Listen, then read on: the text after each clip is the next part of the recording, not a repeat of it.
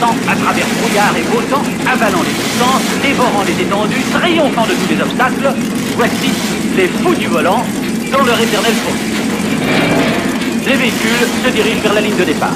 De retour dans Gazland pour les règles, et cette fois-ci on va parler bien évidemment du déplacement, de la phase de mouvement. Petit rappel, les gear phases, donc les phases de vitesse. À chaque phase de vitesse, un véhicule qui a le droit d'être activé est activé et donc est obligé de faire un déplacement. Obligé.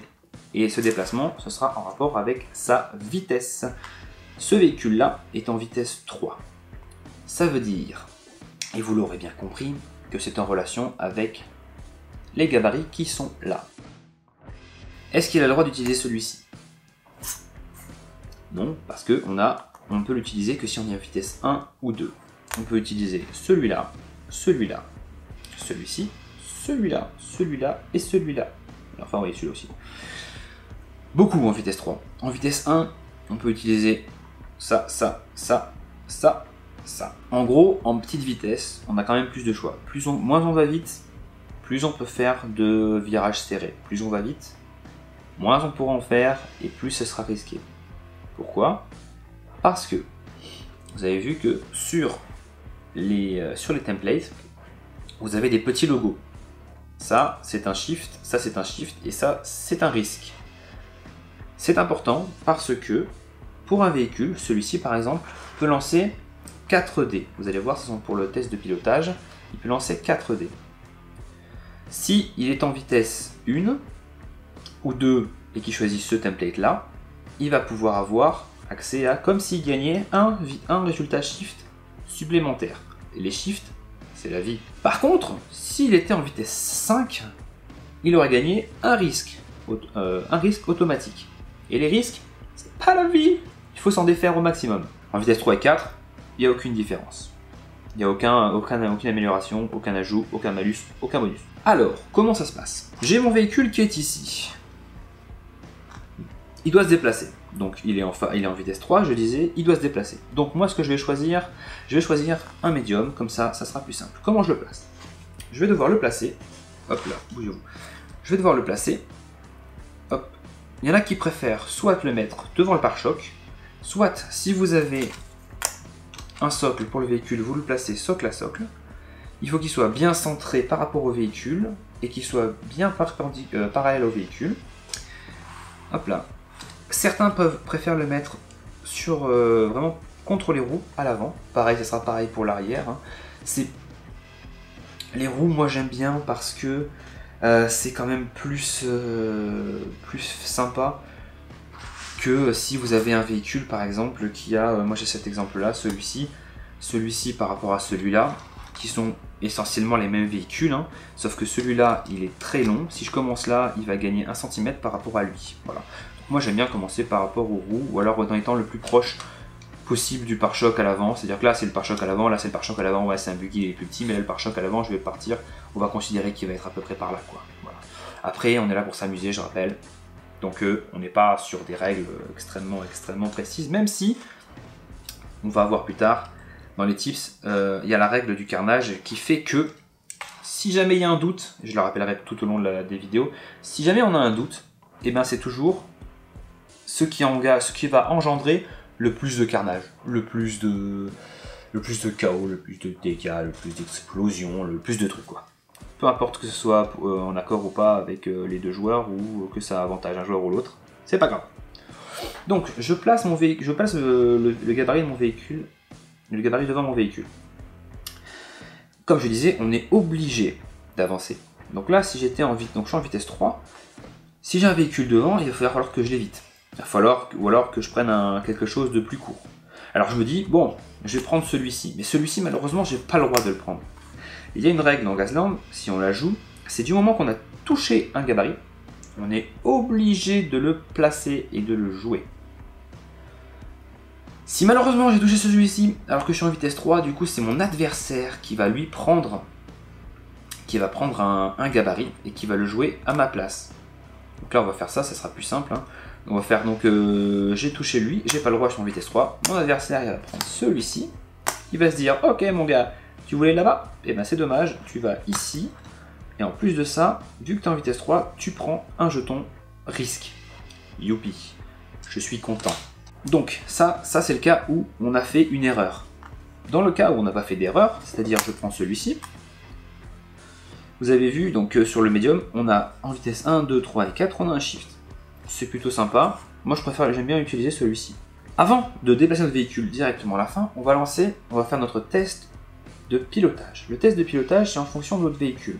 Sur une performance car, une voiture, ça c'est noté dans les règles, c'est noté aussi sur votre carte de référence sur les véhicules. Pour une voiture normale, on a une maîtrise, une maniabilité du véhicule qui est de 3. C'est-à-dire qu'on peut lancer jusqu'à 3D. Pour une voiture de performance, une performance car, c'est une voiture de sport, une voiture de course, c'est seulement une voiture de course.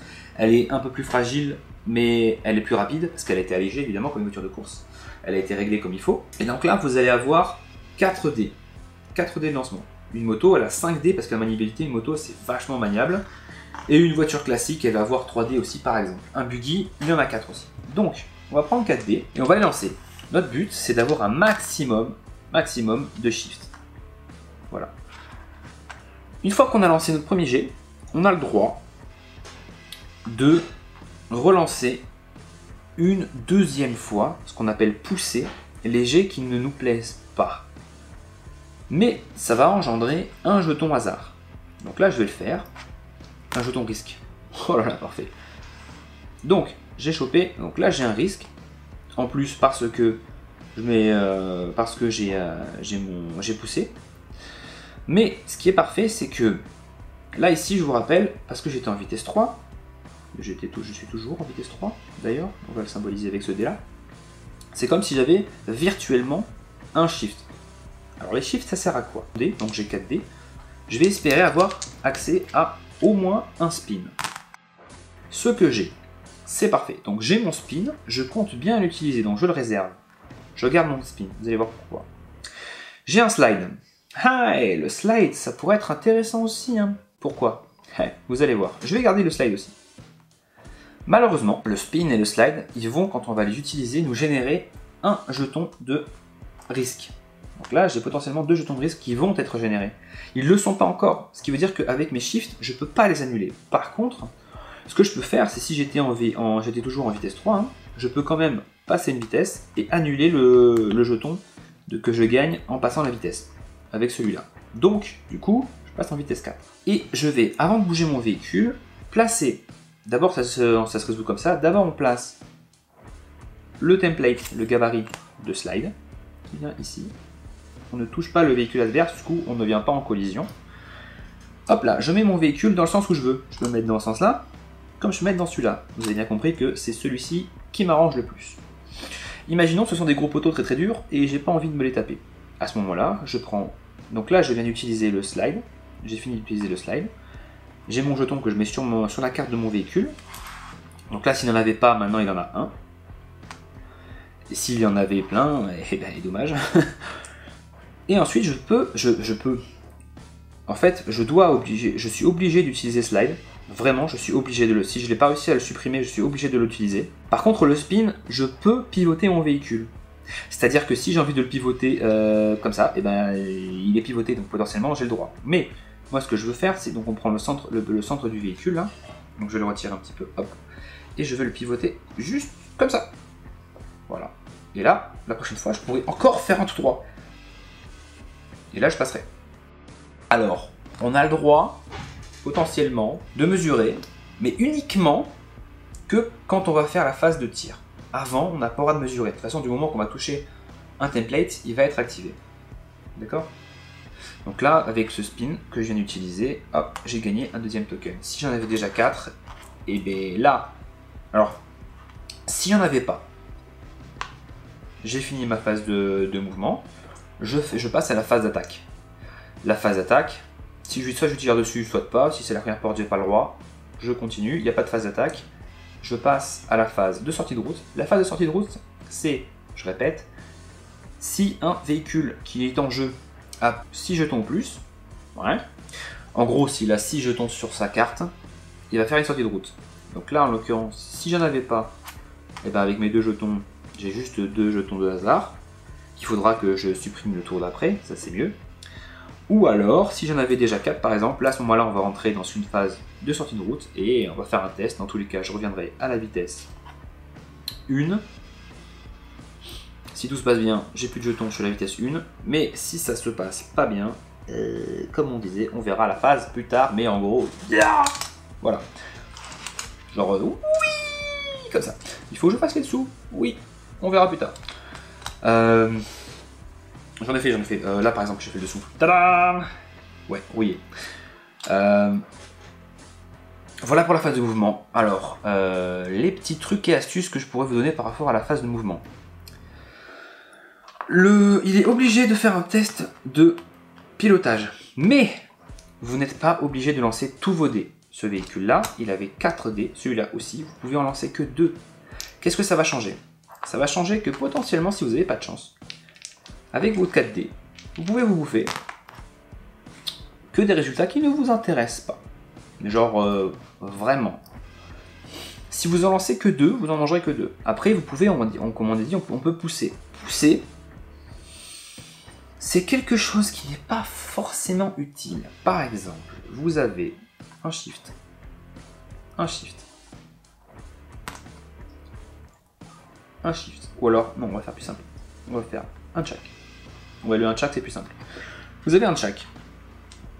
Alors, ça tombe bien. Vous voulez utiliser le spin et vous voulez utiliser le slide. Le shift, vous voulez l'utiliser pour gagner une vitesse. Celui-là, celui que vous avez, le template que vous avez utilisé, il vous donnait aussi un shift. Donc en gros, vous pouvez faire votre shift, vous gagnez un jeton, vous utilisez celui-ci pour annuler celui-là. Mais après, vous êtes bloqué avec un slide, un spin. Vous bloquez. Non, vu que celui-là vous le voulez, mais celui-ci vous ne pouvez pas l'annuler. Vous avez la possibilité de le relancer une fois ce dé-là. Mais si vous le relancez, vous gagnez un ça. Ce que je vous déconseille parce que vous avez une grande chance de tomber soit sur ce résultat, enfin en gros une chance sur 2 de retomber sur celui-là ou sur celui-là, qui vous engendrerait un deuxième jeton hasard. Ce qui veut dire que des fois, il vaut mieux juste dire ok, j'encaisse, je prends celui-ci, je garde ça, plutôt que de relancer. Alors oui, vous pouvez tomber sur un shift, c'est sûr, mais dans tous les cas, vous aurez quand même bouffé votre jeton de risque. Je pense que c'est pas utile. Du moment que vous avez qu'un seul à changer, si vous devez en lancer 2 ou plus, à la rigueur, ça peut être intéressant. Ou alors, si vous êtes Miyazaki et que le premier lancé de pouce, il est gratuit, ça peut être intéressant. Si votre template est entièrement sur une route aussi, c'est gratuit la première fois que vous le faites. Alors c'est écrit la première fois que vous le faites sur la règle, ce qui impliquerait qu'on peut le faire autant de fois qu'on veut. Sauf que non, il n'y a que certains effets de jeu qui donnent la possibilité de le faire un nombre de fois qu'on veut.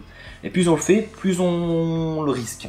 Autre petit tuto, donc comme je disais, c'était ça, on peut l'utiliser. Autre petit tuto, le template de slide, comme je disais, c'est soit vous le mettez dans l'encoche, si vous êtes un tout droit, vous pouvez le mettre dans un sens ou dans l'autre. Si c'est pas un tout droit, par exemple avec celui-là, ça peut être intéressant aussi. Admettons, lui il était là. Vous vouliez faire ça. Vous pouvez pas le faire, mais c'est pas grave. On va le soulever et on va prier fort, fort, fort, fort, fort pour avoir un slide. Et le slide, hop, il va vous amener ici. Vous partez là, toujours dans le sens de la direction. C'est-à-dire que vous continuez, vous glissez et vous venez là. Et là, à ce moment-là, vous avez évité la collision. Voilà, parce que votre véhicule n'est pas venu en collision, donc vous avez évité la collision. Et tout après, vous pourrez partir tout droit. Pareil, si vous avez aussi un spin ou un pivot. Spin, c'est pivot. Le slide, c'est une glissade, un drift, peu importe. Le drift, c'est autre chose parce que c'est un effet différent. Mais en gros, c'est une glissade. Ou un dérapage, ouais. C'est le slide et spin, il faut vraiment pas hésiter. Par exemple, quand vous jouez Idris, des idiots qui ont tendance à genre aller tout le temps tout droit. Donc vous pouvez faire des tout droits comme ça. Yeah, mais après, avec un spin, vous tournez. Et après, vous refaites votre tout droit. Voilà, moi j'aime bien. C'est marrant. Des règles spéciales, par exemple. Les Miyazaki, eux, ils ont une règle spéciale qui s'appelle Power Slide, qui coûte un peu cher, qui vous permet de faire, par exemple, nous sommes en vitesse 6. Waouh! Je fais un exemple et puis après on verra. Vous êtes en vitesse 6. Vous êtes obligé de prendre le long. Ok. Donc vous mettez dans ce sens-là, toujours l'encoche vers l'extérieur. Après, vous avez le droit d'utiliser avec le Power Slide n'importe quel autre template. C'est-à-dire que si je veux, je peux prendre celui-ci comme template de slide, je le mets là, mais mon véhicule, là c'est un tout droit, mon véhicule, je devrais le placer soit dans ce sens-là, soit dans ce sens-là, en théorie. Parce qu'on vient partir d'un tout droit ou un template qui est là. Ce qui peut, a priori, ne pas être très intéressant. Donc vous prenez un slide, vous prenez un jeton, mais si vous aviez aussi un pivot, et bien à ce moment-là, vous pouvez le remettre de 90 degrés dans ce sens-là, et vous avez fait une sacrée distance. Ce qui est aussi valable, imaginons que vous êtes en vitesse 1, hop là, vous faites un short ou quelque chose de en vitesse 1, vous faites un médium, vous êtes là, vous faites votre jet de dés, vous avez aussi votre spin et votre slide. Votre slide, vous prenez n'importe lequel template, lequel je vais le prendre, celui-ci. Et c'est parti. Hop, on arrive là. Si ça vous arrange, vous le gardez comme ça, sinon on pivote. Et ça fait une sacrée distance quand même. Voilà. Donc pour ce qui est des règles de déplacement, il y a des améliorations, des bonus sur chacun des sponsors. Ils ont des façons différentes de faire. Mais dans les faits, c'est comme ça que ça se passe. Voilà. À la prochaine pour la prochaine vidéo qui sera la phase d'attaque.